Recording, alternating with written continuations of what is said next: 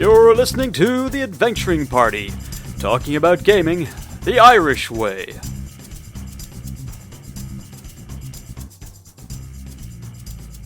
Welcome to the party. I'm Savage. I'm Shane.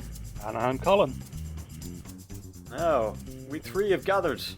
And what festive cheer we bring. I don't know exactly when this is going out, but it's probably in the doldrum days after Christmas, or however you celebrate the turn in the calendar. The Georgian one, we're still working on updating. The Julian one, and frankly, my Chinese one hasn't arrived yet. Anyone's Polynesian stonehead calendar up to date? I'm wondering about your Georgian one.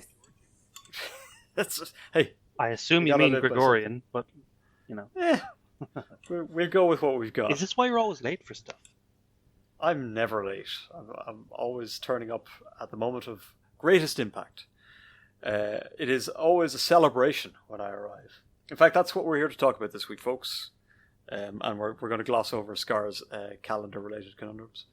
But we are talking about the turning of time and the way we mark it. And one of the ways human beings like to mark time is by drinking beer. But one of the ways we drink beer is festively, at festivals and celebrations, bank holidays, feasts, raising calendar days, saints' days, religious holidays, and all the rest.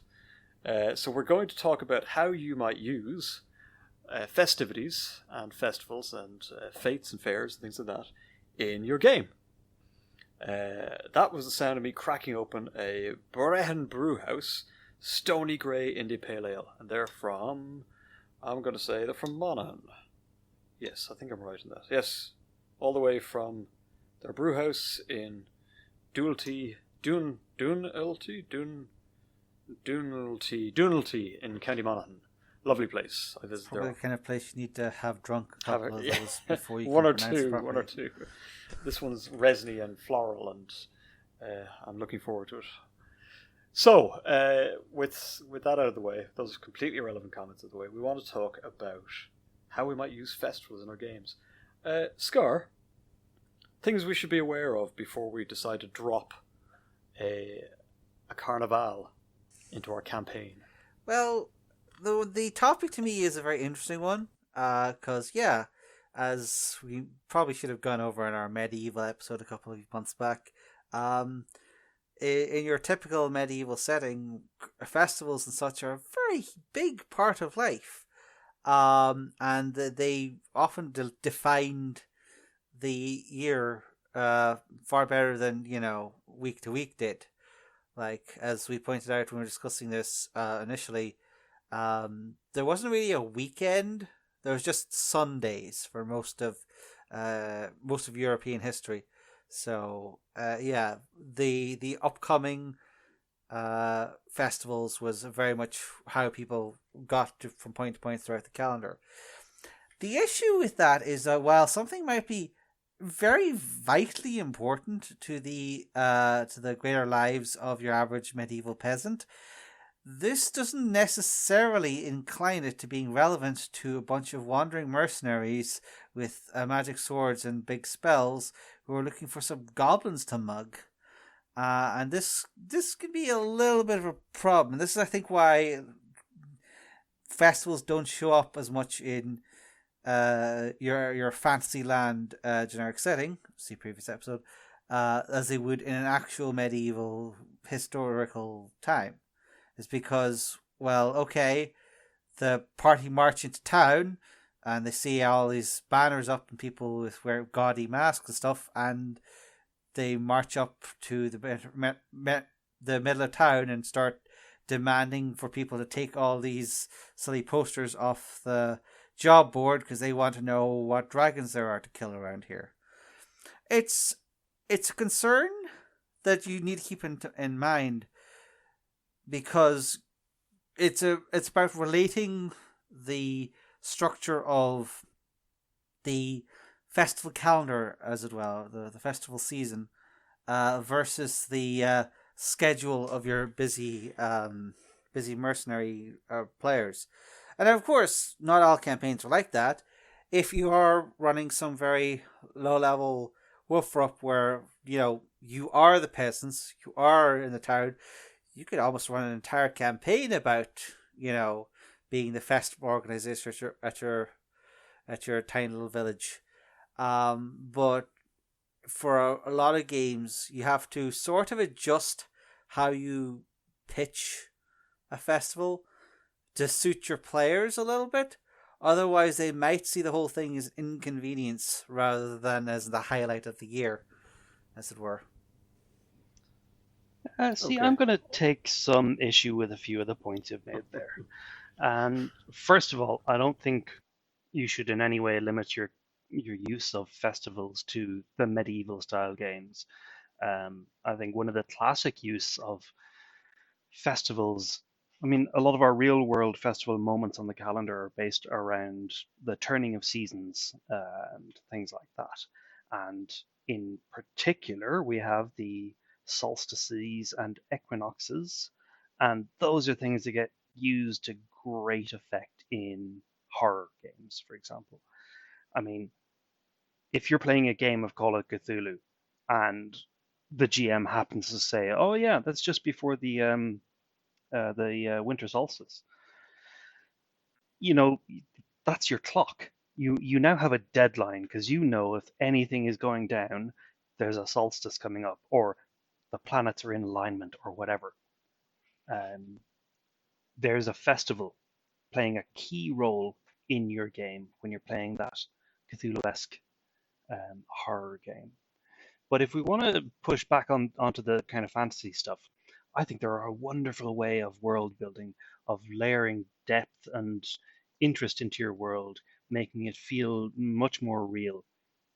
I think you do have to be very careful that players don't decide, well, oh wow, it's a week-long festival of beer drinking. Well, let's abandon the quest and just get drunk for a week. That can be it can be fun, but you pay attention to the actual plot too. It's depending on how sandbox you are. You might say, well, look, you spend a week drinking, and these things happen that if only there'd been some sober adventurers around to deal with them. But the festival's over. Come back next year.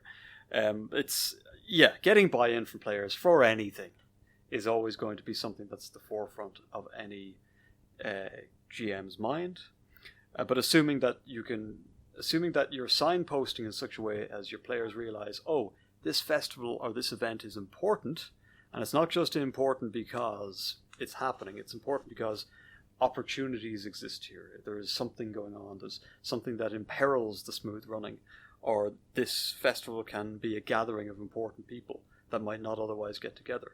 So influence can be traded, power mongering can be mongered, or it can act as cover for some heist or plot or dealing or escape or robbery or absolutely. And I think in the fantasy setting, it often is. The harvest festival could be the time where the local ghosts come out and have to be appeased. Exactly. Or as you say, cover for a heist. There's a great big carnival going on. That's a great time to blow the doors off the safe because how many times fireworks. How many times have we seen it arise in a James Bond movie? He ends up dashing through a spectacular parade, and of course, it's not just that the festival or the holy days, whatever, are just sort of a point of interest. It's that they actually interact with your adventure somehow. So that fight in the street is now a fight in the street amongst masked revelers, and you're trying to figure out who's who. Oh, that's always a good one.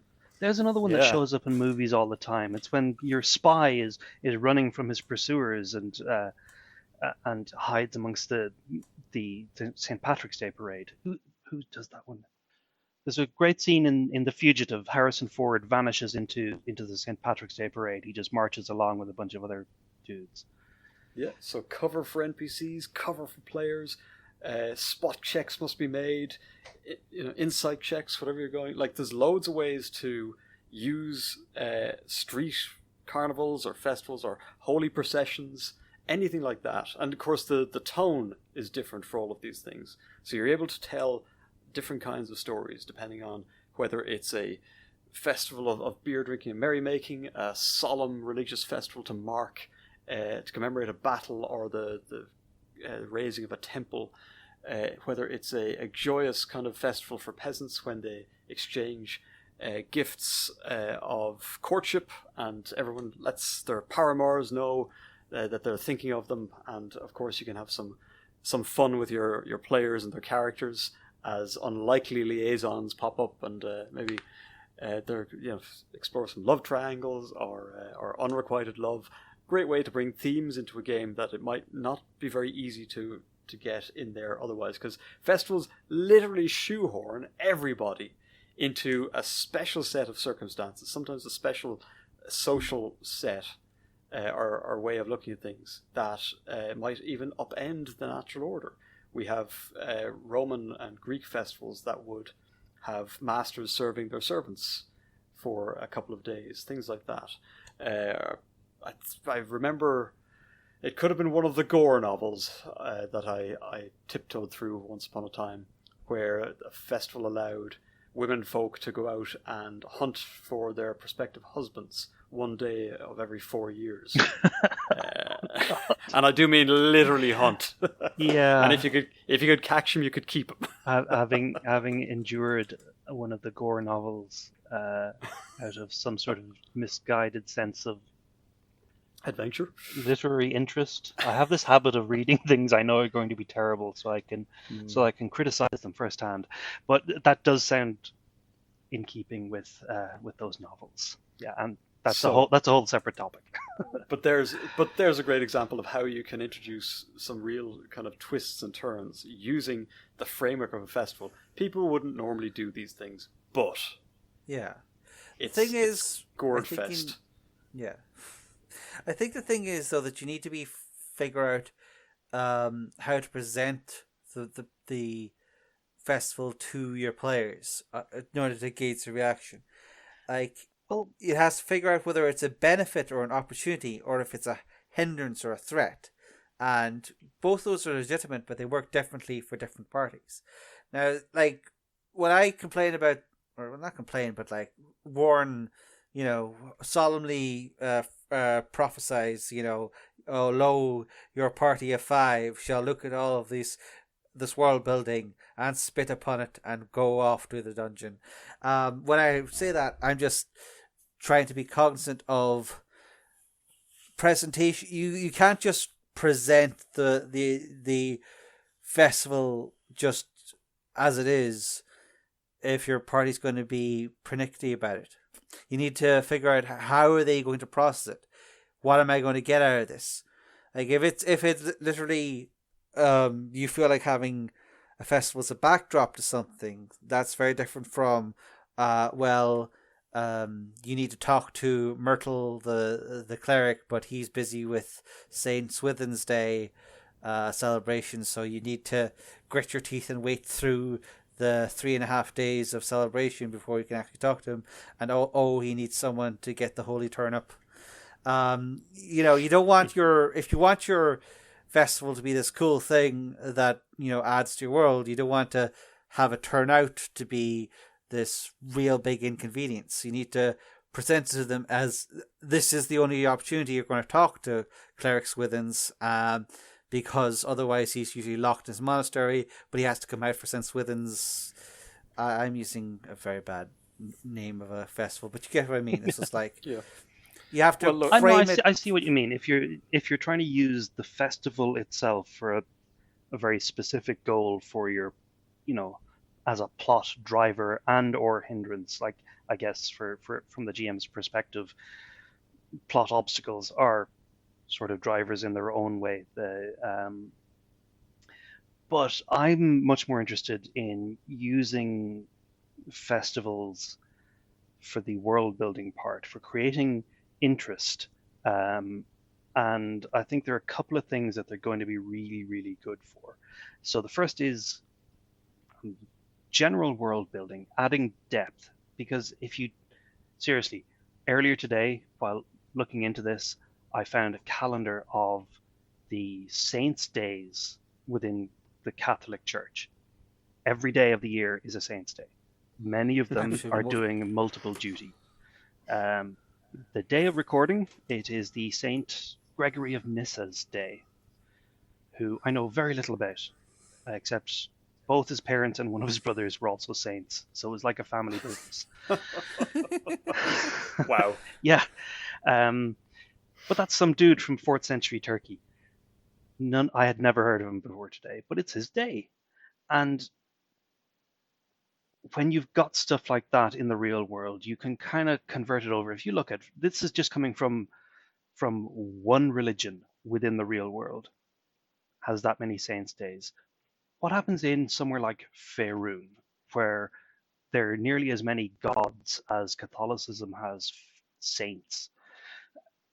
Like, do all those gods have saints? Do some of them have saint equivalents? Do some of them not? Do those saints get their days?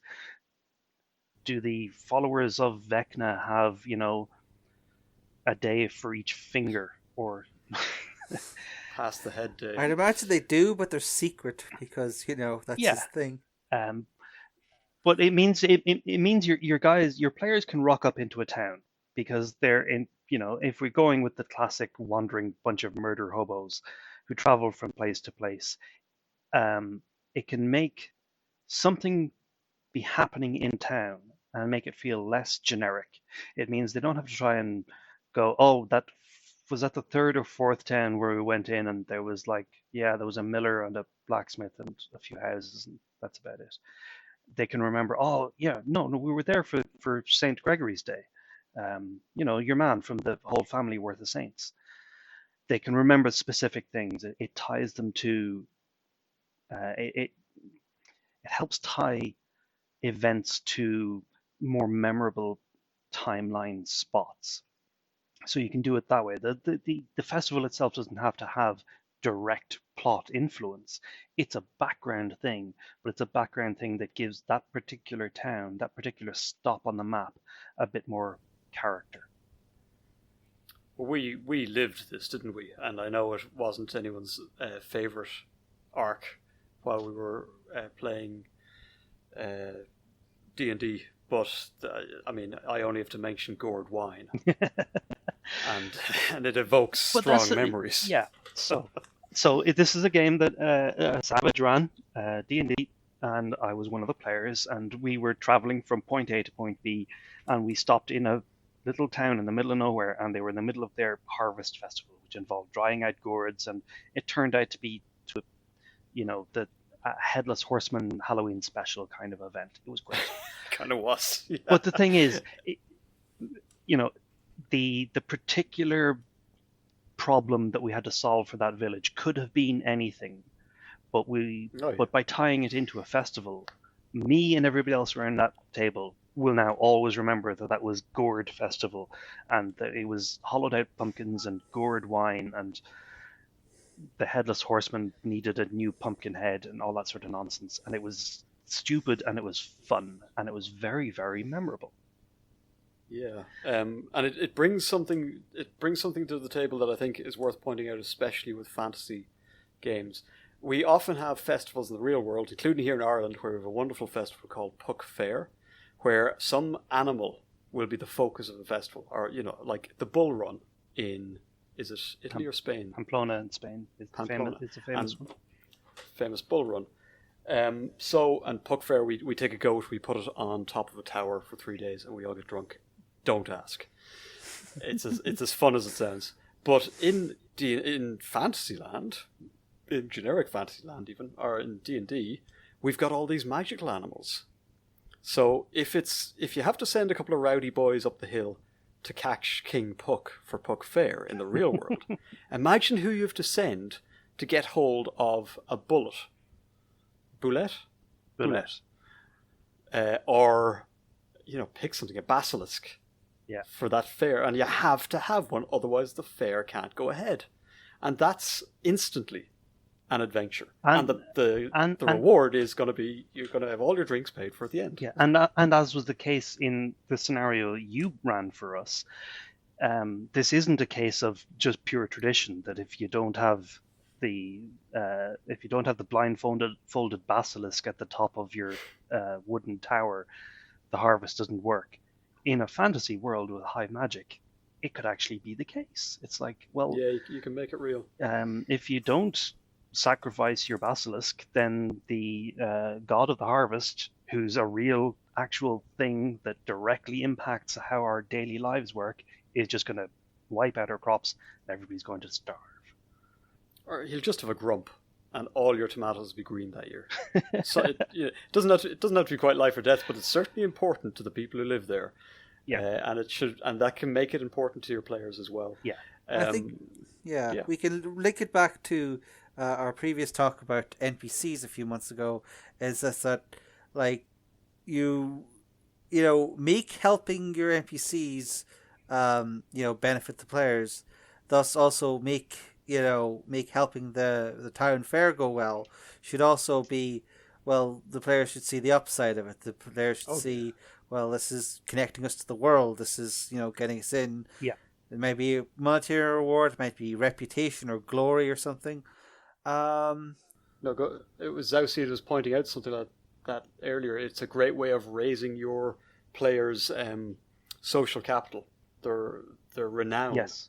It's an actual, honest to goodness, you're now a bit more famous because you are the heroes, the saviors of the festival. Yeah, exactly. There is maybe a question of whether that's easier to do if you have some kind of reputation mechanics in your game, or if you're in one of those games where money and treasure counts towards your XP. Perhaps you get bonus XP for spending during the festival. Carousing XP is something I think a lot of people like, as a way to get all those players to actually spend their money on booze like they say they want to do. Maybe you get a XP bonus if you get drunk during the festival and dance with the local pig. It also occurs to me, it's a great way to use another kind of reward system that is definitely in D&D, which are things like boons and blessings. What better time to undertake a journey into the forest if you can get a blessing of the Feywild from the festival priestess? It's only available at the time, so this is the time to undertake this kind of journey. So you go get your blessing of the Feywild, and you're off into the forest with this bonus that lasts for the course of the adventure, and then the GM can take it away because the festival's over. But it's a little way of allowing you to try something different, or try something new, or just have all your survival checks are easier, or your tracking checks are easier, and of course then it's also indicating to the players this is the sort of thing that's important in this particular scenario. We're expecting to do lots of tracking and hunting around, things like that. So it all again helps to tie in and reinforces the actual magical aspects of your fantasy campaign. That there are times of year, there are places that different things can suddenly become manifest or be possible. Yeah.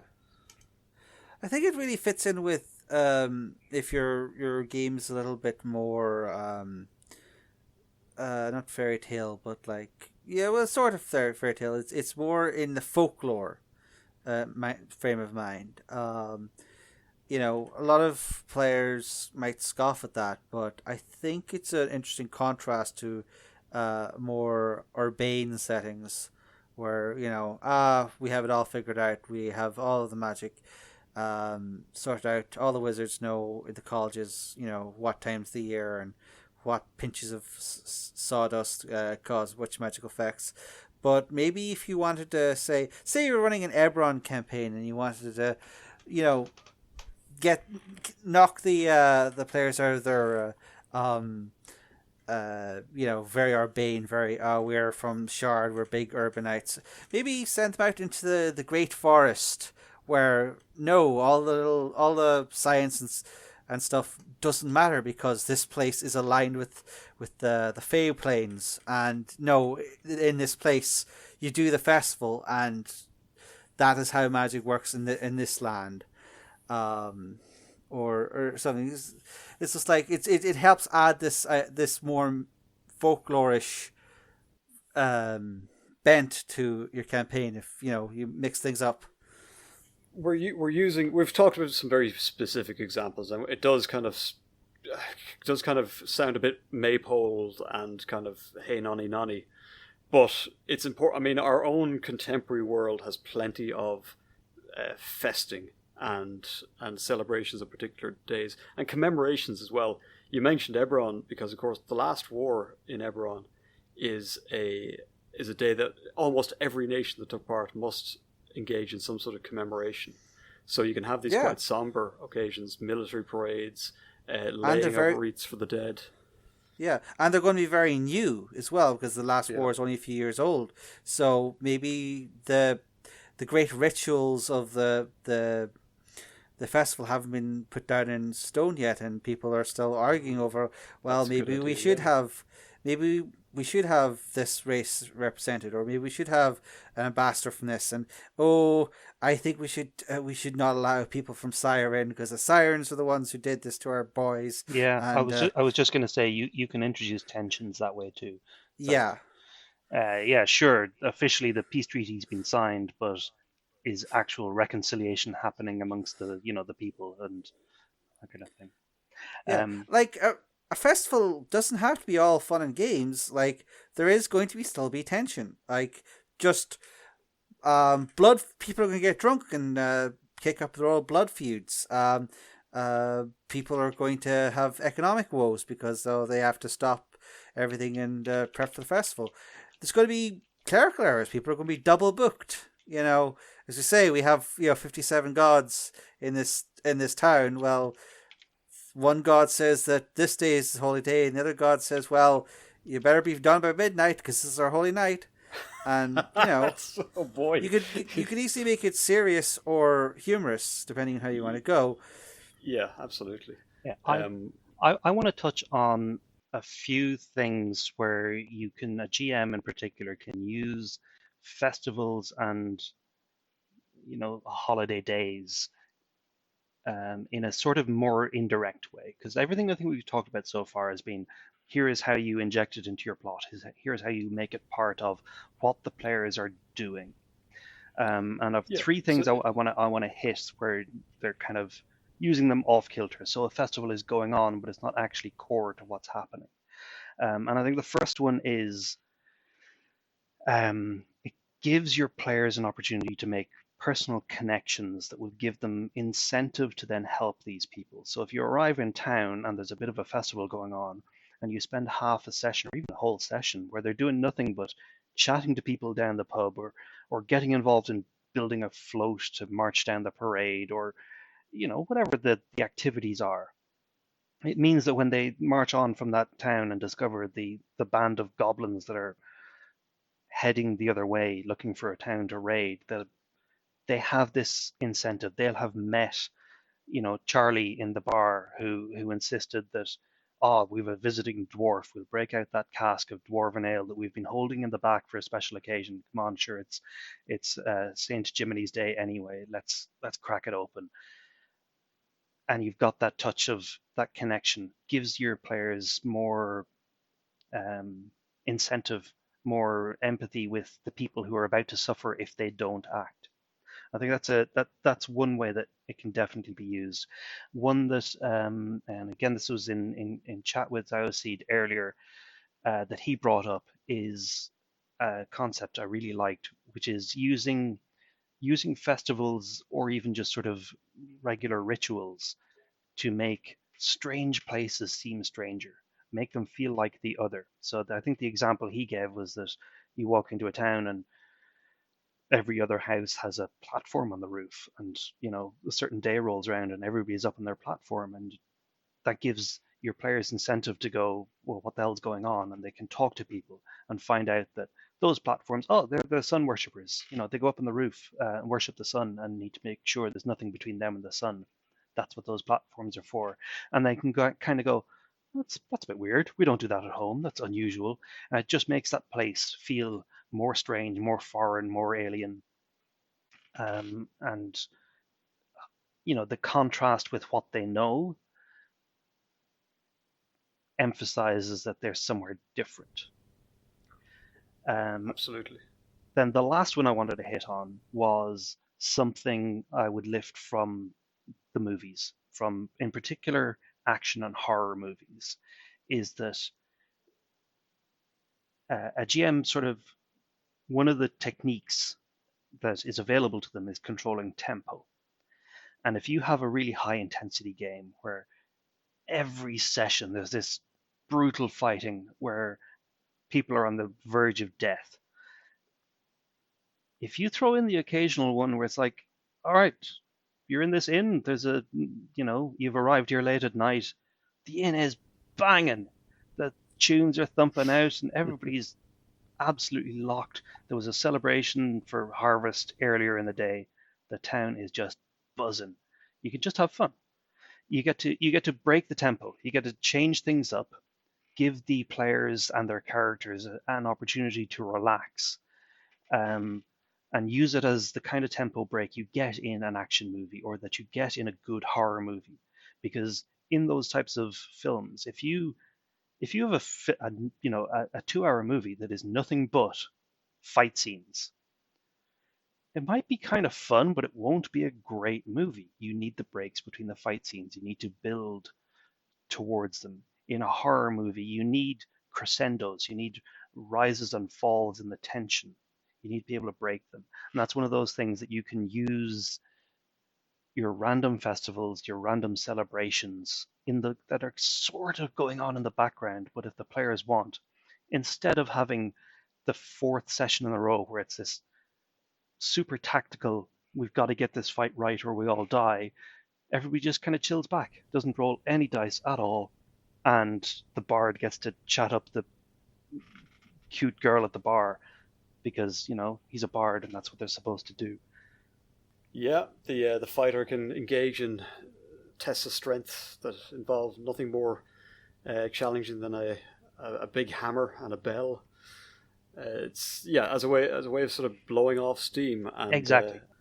I think what we're coming to is that festivals can be a rather flexible tool in our arsenals as GMs if we use them right. They absolutely can be, and I think to make them be flexible, you have to include them a lot more than we currently do, particularly if you're playing in a sort of anything medieval-esque, because as we said right at the start, medieval life was punctuated with almost constant festivaling. That every other week or so there was a half day because you had to do the thing, or we had to make this dude out of wicker and set him on fire, or whatever it was. The festival of baking an extra cake, and if you punctuate your campaign with those and use them in different ways, then that kind of folkloric medieval peasant life can kind of enrich your world, and you get to use those festivals in the various different ways that we have discussed. Yeah, absolutely. The first time you drop one in, your players are going to be on edge because it's something different, and different means dangerous. Yeah. But if you kind of sometimes have them in the background and sometimes involve your players and sometimes make it, key to the plot or the plot is the festival or the festival's plot, then you go back and forth. If you want to do that scenario where the festival is in fact the big build up to the summoning of the elder dark god of whatever at the alignment of the conjunctions, then having your players go through 3 or 4 kind of perfectly innocent, ordinary peasant festivals beforehand might be a great way of throwing them off the scent. And they suddenly realize, oh, this isn't like the others. There's darkness afoot. We've got to do something. The running of the geese is a lot more sinister than one might think. Oh, I wish it was the bulls again. I wish it was the bulls again. Yeah. You didn't say it was one giant goose. I think the first blush, I think, is always going to be something quite festive. There's a great deal of humour just inherently sort of built in, because festivals are sort of often places where we do things that are a bit funny or a bit unusual.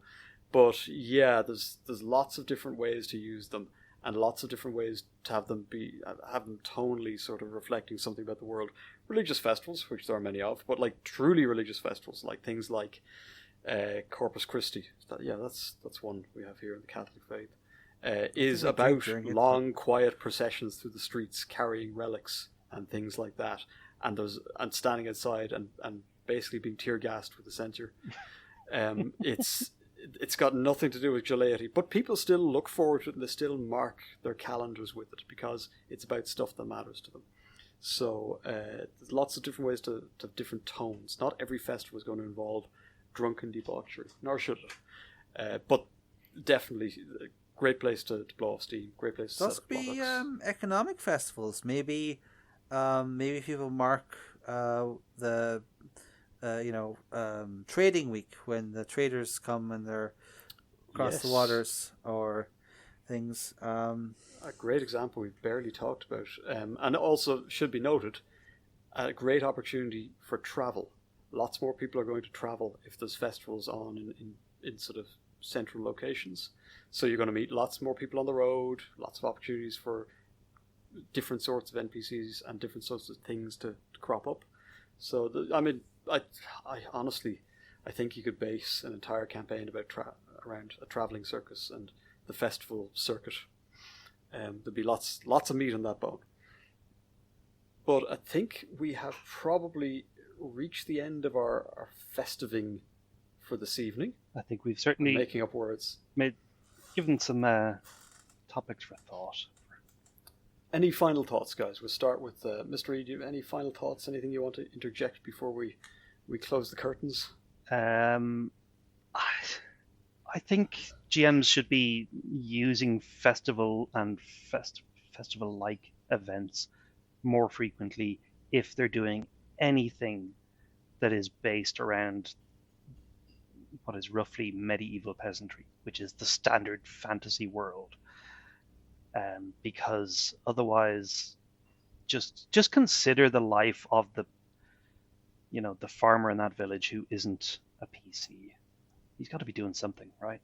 Got to have something to look forward to. Just get them in there, start using them, and see how it goes for you. Scarr?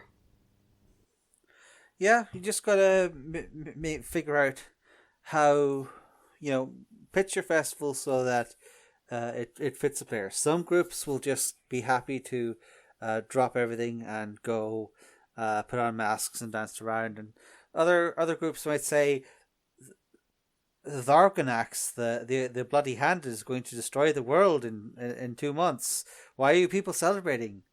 So adjust just the presentation of your festivals to match the temperament of your campaign. Generally, they're going to be a fixture of life, but don't push them in the faces of players that are not going to be interested. But still have them, even if it's just the annoying neighbors next door getting drunk and setting off fireworks. Just remember they're going to still be there, even if your players don't care. I'd end with this thought, folks. Festivals and times of feasting and celebration can often be times of a permitted transgression. So when you've got your classic adventuring parties, suddenly your cleric is the man of the moment as he leads celebrations around harvest or around blessing of wombs or whatever you're having yourself. Your rogue all of a sudden is no longer skulking the shadows, but standing atop the bar, doing sleight of hand tricks and juggling knives to the merriment of all. Your bard becomes a key diplomatic player as a festival brings together nobles who might not otherwise meet outside of court, and suddenly power can be shifted. Your bard whispering in certain ears, persuading certain people. Your fighter hangs up his sword for a moment, she takes up there's a cloak for that. She takes up the mallet and swings it mightily to knock coconuts from their nests and other feats of strength that bring them renown without having to get their hands bloodied. And then the wizard, of course, is in high demand for show of lights, fireworks, masks that gurn, all sorts of oddments. Instead of chucking fireballs, they can be trailed by fascinated children for the course of the week. It's a moment for your players to swap hats, to take on different roles, and to mix themselves up in the intrigue and life of the NPCs and the societies around them. I think there's an awful lot to celebrate about festivals, but I'm sure you've thought of a whole bunch of other uses yourselves. But for now, we'll doff our hats, we'll drain our beers, and we'll look towards tomorrow when festival's over. Or indeed, in this case, this party is over.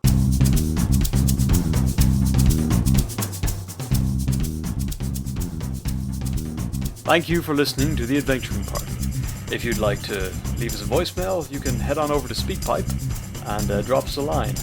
Or you can join us on our Discord server, where we keep the party going after hours. Otherwise, you can find us on Facebook, YouTube, Spotify, or Twitter, or you can email the hosts at party@theadventuringparty.net. The Adventuring Party is released under a Creative Commons Attribution Non-Commercial Share-alike version 3 license, but you probably knew that already. We hope you enjoyed the episode and look forward to seeing you back here next week. Goodbye.